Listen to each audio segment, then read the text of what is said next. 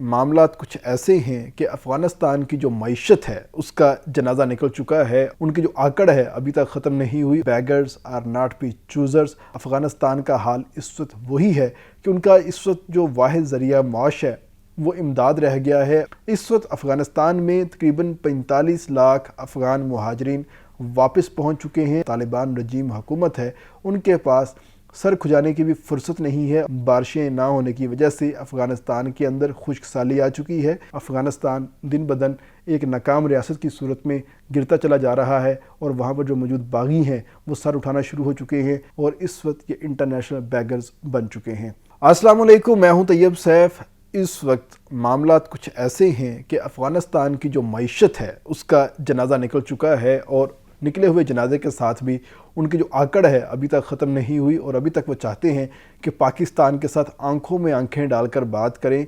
लेकिन मामला ये आ जाता है कि beggars are not be choosers और अफ़गानिस्तान का हाल इस वक्त वही है कि उनका इस वक्त जो वाहिद ज़रिया माश है वो इमदाद रह गया है और इमदाद भी अब दीगर जो ममालिक हैं, UNHCR है, अक़वाम मुत्तहिदा है, अपनी शराइत के ऊपर देना शुरू हो चुका है और वो अफ़गानिस्तान की कोई बात नहीं मानते। इस वक्त अफ़गानिस्तान में तकरीबन 45 लाख अफ़गान मुहाजिरीन वापस पहुंच चुके हैं और अफ़गानिस्तान की जो हुकूमत है, तालिबान रजीम हुकूमत है, उनके पास सर खुजाने की भी फुर्सत नहीं है और उन तमाम अफ़गान मुहाजिरीन को अपने पास एडजस्ट करने की कोशिश कर रहे हैं, मगर वो लोग एडजस्ट नहीं हो रहे। और दूसरी जानिब बारिशें ना होने की वजह से अफ़गानिस्तान के अंदर खुश्क साली आ चुकी है। ज़लज़लों ने जो उनके रहे से मकान थे वो तबाह कर दिए हैं और उनकी जो अपनी मईशत है वो ख़त्म हो चुकी है और उनके पास सरकारी मुलाजमीन को तनख्वाहें अदा करने के पैसे भी नहीं रहे। एक तरफ अफ़गान मुहाजिरीन का जो बोझ है वो अफ़गानिस्तान के ऊपर दिन ब दिन बढ़ता चला जा रहा है और दूसरी जानिब उनकी जो अपनी सरकारी मशीनरी है उसमें जो सरकारी मुलाजमीन है वो काम करने से इनकार कर रहे हैं और ख़ास तौर पे जो उनकी टॉप ब्यूरोक्रेसी है, डिप्लोमेट्स हैं और साथ में जो उनकी फ़ौज के आला अहदेदार हैं, वो तमाम लोग बगावत पे उतर आए हैं। वो कहते हैं कि अब हम किसी भी सूरत में यहाँ पर नहीं रहना चाहते क्योंकि काम भी करना है और काम करने के बाद पैसे भी नहीं मिलने, तो उस काम का क्या फ़ायदा। तो जिसकी वजह से अफ़गानिस्तान जो गवर्नमेंट है उसने अपने जो अखराजात हैं उसके ऊपर कंट्रोल करना शुरू कर दिया है और उसको मुख्तलिफ नाम देना शुरू कर दिए हैं। इंटरनेट का जो ख़र्चा है, ये जो एक अयाशी है, उसको अफ़गानिस्तान की गवर्नमेंट बर्दाश्त नहीं कर सकती। उन्होंने इंटरनेट के ऊपर पाबंदी लगा दी, ख़वातीन की तालीम के ऊपर पाबंदी लगा दी। हालांकि पीछे मामला मईशत का था, उनके पास पैसे नहीं थे और कहा कि इनके तमाम जो स्कूल हैं उनको बंद कर दिया जाए।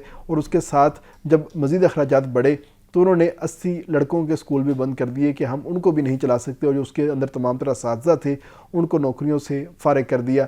इसके साथ जो सबसे बड़ा इंसानी अलमिया वहाँ पर इस वक्त जन्म ले रहा है वो यही है कि 400 से ज़ायद उन्होंने अपने जो सरकारी मराकज़ सेहत है उनको बंद कर दिया और कहा है कि हम अपने लोगों को अब हेल्थ की जो फैसिलिटी है वो भी नहीं दे सकते। इन शॉर्ट, अफ़गानिस्तान की गवर्नमेंट अपने लोगों को अब 2 वक्त की रोटी खिलाने से भी कासिर है। उन्होंने हाथ खड़े कर दिए हैं कि खुदारा खुदारा खुदारा हमें पैसे दो, हमें इमदाद दो, उसके बाद ही हम ये जो अफ़गान मुहाजिरीन हमारे पास आ रहे हैं हम इनको पाल सकते हैं, इनको खिला सकते हैं, इनको एडजस्ट कर सकते हैं। इसके अलावा हमारे पास कोई दूसरा ऑप्शन नहीं है क्योंकि हमारे पास पहले थोड़ी बहुत जो तजारत होती थी वो पाकिस्तान के थ्रू होती थी, लेकिन पाकिस्तान के साथ हमने गलत जगह पर सींग फंसाए हैं और पाकिस्तान ने हमें सबक सिखाने के लिए तमाम तर चीज़ें बंद कर दी हैं, जिससे हमारा जो एक वाहिद ज़रिया माश था वो ख़त्म हो गया है और अब हम मुकम्मल तौर पर इमदाद के ऊपर गुजारा करने लग चुके हैं।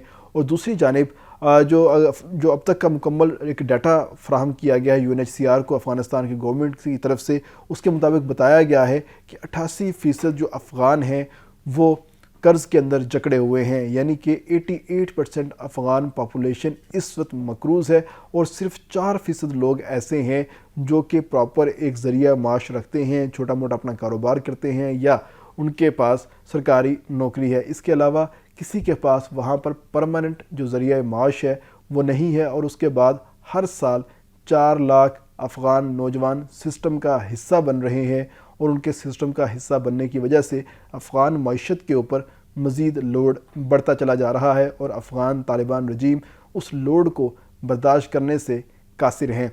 और उसके साथ ही वो पाकिस्तान को कहते हैं कि आप हमारे साथ आके बराबरी की सतह पे मुज़ाकरात करें, हम आपकी कोई बात नहीं मानेंगे, आप ही हमारी हर बात मानोगे।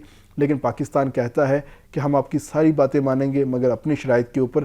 سب سے پہلے آپ کو اپنے علاقے میں سیکیورٹی ٹھیک کرنی ہوگی. سیکیورٹی ٹھیک کریں گے تو اس کے بعد ہی آپ ہماری طرف واپس آ سکتے ہیں, آپ ہمارے ساتھ تجارت کر سکتے ہیں اور ہم آپ کو انٹرنیشنل دنیا میں متعارف کروا سکتے ہیں اور تمام جو چیزیں ہیں آپ کی وہ بہتر انداز میں چلوا سکتے ہیں. لیکن افغان ابھی اس بات کے اوپر نہیں آ رہے, جس کے بعد پاکستان نے ایران کے ساتھ مل کر اپنی جو رپورٹ ہے وہ جمع کروائی ہے, جس کے بعد UNHCR نے کہہ دیا ہے کہ افغان گورنمنٹ ابھی جو پہلے والے افغان مہاجرین ہیں ان کا ہی لوڈ برداشت نہیں کر پا رہی.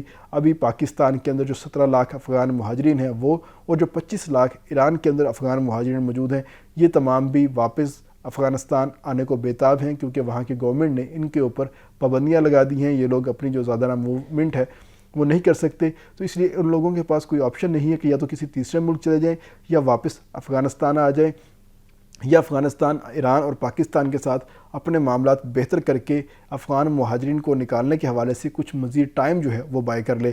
کیونکہ ان دو ممالک نے یہ فیصلہ تو کر لیا ہے کہ اب کچھ بھی ہو جائے یہ مہاجرین آج نہیں تو کل یہ ہر صورت میں واپس جائیں گے. اس کے علاوہ افغانستان کے پاس کوئی دوسرا آپشن نہیں ہے.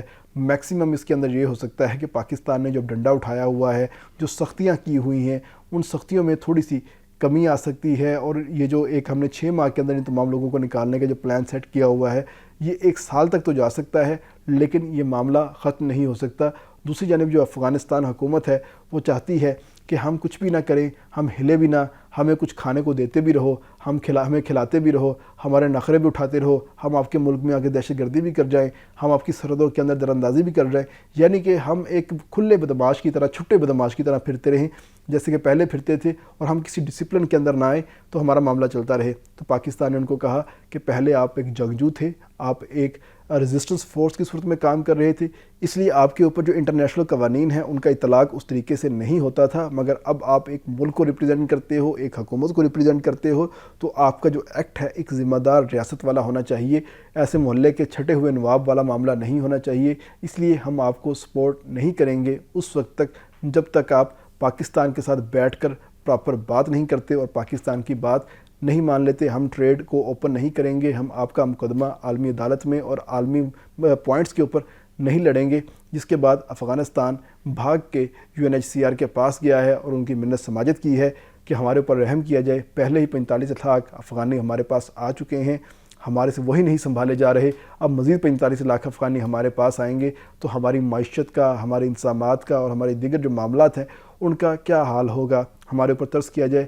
لیکن UNHCR نے بھی ان کو اس طرح جھنڈی دکھا دی ہے, اور پہلے ان کو جو مختلف پروجیکٹ کی بنیاد کے اوپر ماہانہ پیسے دیے جاتے تھے اس کے اندر بھی اب ریڈکشن کر دی گئی ہے, کیونکہ اس وقت افغانستان کی معیشت کو چلنے کے لیے $3.2 بلین سالانہ کی رقم کی ضرورت ہے, جو کہ افغانستان کے پاس اس وقت نہیں ہے. اور افغانستان صرف $600 ملین کے ساتھ اپنے تمام جو معاملات ہیں اس کو چلاتا ہوا دکھائی دے رہا ہے. اور آپ دیکھ سکتے ہیں کہ کتنا بڑا شارٹ فال ہے. ان کے پاس سکول نہیں ہے, ہسپتال نہیں ہے, مکان نہیں ہے, لوگوں کو کھلانے کے لیے کھانا نہیں ہے, اپنی معیشت کو چلانے کے لیے ان کے پاس کوئی انتظام نہیں ہے, جس کی وجہ سے افغانستان دن بدن ایک ناکام ریاست کی صورت میں گرتا چلا جا رہا ہے. اور وہاں پر جو موجود باغی ہیں وہ سر اٹھانا شروع ہو چکے ہیں, اور وہ افغان حکومت کے آپس کے جو اختلافات ہیں ان کا فائدہ اٹھاتے ہوئے اپنا قبضہ جو ہے وہ مضبوط کرتے چلے جا رہے ہیں. اور اس وقت صورتحال یہ ہے کہ افغانستان کے اندر جو 5 صوبے ہیں وہ افغان طالبان رجیم کی حکومت سے نکل چکے ہیں, اور ان کے اوپر شمالی اتحاد کے لوگوں نے قبضہ کر لیا ہے. اور اب ان کے حوصلے اتنے بڑھ چکے ہیں کہ وہ اس گرتی ہوئی دیوار کو ایک اور دھکا دینے کے لیے افغانستان کے دارالحکومت کابل کے مضافات کے اندر بھی اٹیک کر کے گوریلا کارروائیاں کر کے واپس چلے جاتے ہیں. اور طالبان ان کا کچھ بھی نہیں بگاڑ پا رہے, کیونکہ یہ آپس میں تقسیم کا شکار ہے. ان کے خزانے میں پیسے نہیں ہیں, اور پیسے نہ ہونے کی وجہ سے یہ لوگ بھیک مانگنے پہ مجبور ہو چکے ہیں, اور اس وقت یہ انٹرنیشنل بیگرز بن چکے ہیں. اس کے ساتھ اجازت دیجیے گا. اللہ حافظ.